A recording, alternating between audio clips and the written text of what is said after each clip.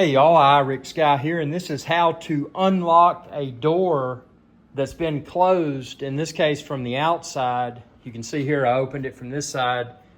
That's the way that the bolt's facing. But what I inadvertently did, see, I was painting this door to make it look all fancy. This is my YouTube studio.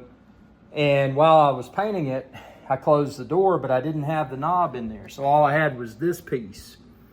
Now, a lot of people, they'll demonstrate with this scenario, sticking something in this hole and opening it.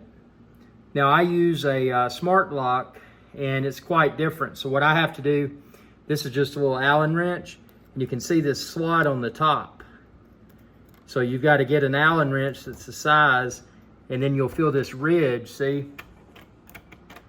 You'll feel that ridge in there, and that's how you open it. So if you're like me and you were searching the internet, YouTube, for how to open a lock, and the videos that you found were referencing this hole, but whatever you did in that hole didn't work, look at that ridge at the top and get you an Allen wrench. See, stick it in there.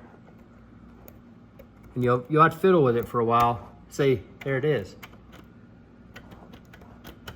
So that's how to open a door with a doorknob removed. And this is from the outside, so I hope this helps.